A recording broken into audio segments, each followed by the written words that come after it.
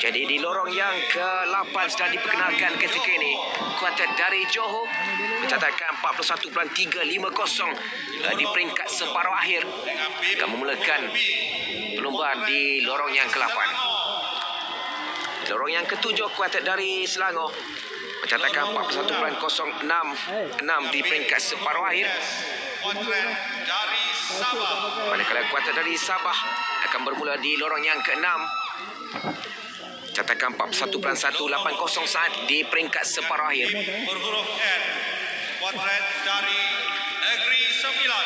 Sementara bagi kuartet Negeri Sembilan di lorong yang ke-5 mencatatkan 40.990 saat di peringkat separuh akhir yang pertama di belakang Terengganu. Berhuruf E, Diikuti oleh kuartet dari Perak, kedua terpantas di peringkat separuh akhir dengan 40.960 saat akan bermula di lorong yang keempat. berhuruf T, Ini dia Terengganu dari Terengganu.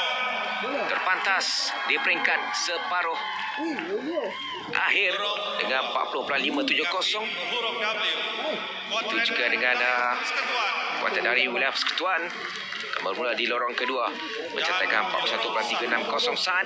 dengan B berhuruf P, Dan di lorong yang pertama Pulau Pinang. kuartet dari Pulau Pinang Tuan-tuan dan puan-puan, akan bermula di lorong yang pertama. Juara bertahan bagi 4x100 meter. Juara di Sukma Perak adalah Terengganu. 9.09 saat. Pingat perak untuk pasukan Perak dan Sabah pingat gangsa. Tahun 2022. Jadi ini adalah rekod kebangsaan bagi acara 4x100 meter 39.09 saat dicipta di Tamasya Sukan Si Vietnam tempoh hari. Si kuartet 4x100 meter lelaki negara Azim Fahmi, Arsyad Saad, Haikal Hanafi dan Zulfika Ismail. Keempat-empatnya berada dalam perlombaan akhir ini. Namun mewakili pasukan yang berbeza. Seorang Perak, Johor, Negeri Sembilan dan Terengganu. 39.09 rekod kebangsaan dicipta pada Mei yang lalu. Jadi rekod Sukma 39.89 saat oleh kuartet Melaka dilakukan pada Sukma Sarawak 2016. Berikan tumpuan untuk perlombaan akhir kali 100 meter lelaki.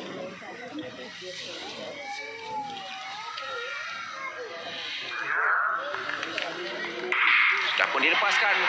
Berikan tumpuan untuk lorong yang ketiga Terengganu yang semakin pantas untuk mengejar lari yang berada di lorong keempat. Perak sudah pun bertukar pattern ketika ini, sedikit kesilapan untuk kuartet dari Johor dan memberikan tumpuan untuk Selangor juga yang semakin pantas ke hadapan menuju ke pelari yang ketiga ketika ini.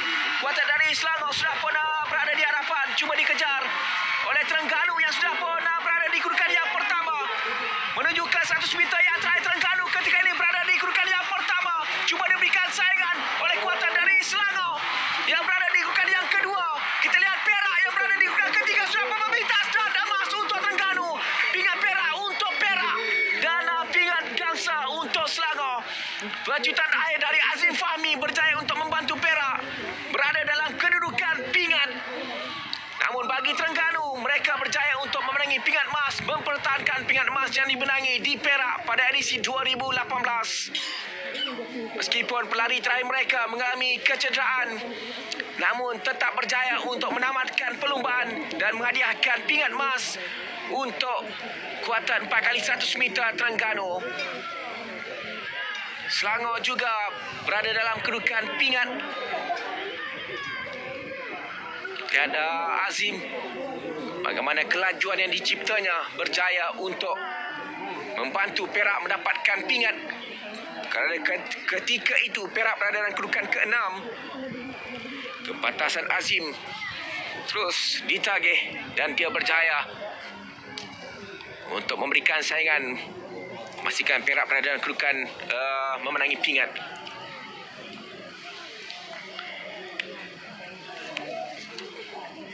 Kita lihat sekali lagi perlombaan bagaimana dimulakan dengan cukup baik. Kuartet dari Terengganu berada di hadapan dan di sini kita lihat dari Selangor yang terlebih awal memimpin perlombaan. Haikal Hanafi dari Negeri Sembilan juga berada dalam kedudukan yang baik, namun di sini berlaku sedikit kesilapan dalam pertukaran pattern membolehkan kuartet dari Selangor memimpin perlombaan dan menuju ke perlombaan pelumba yang terakhir ini kita lihat bagaimana konsistensi dipamerkan oleh Terengganu dan Azim yang berada di kedudukan yang ke-6 terus memecut untuk berada di kedudukan yang kedua.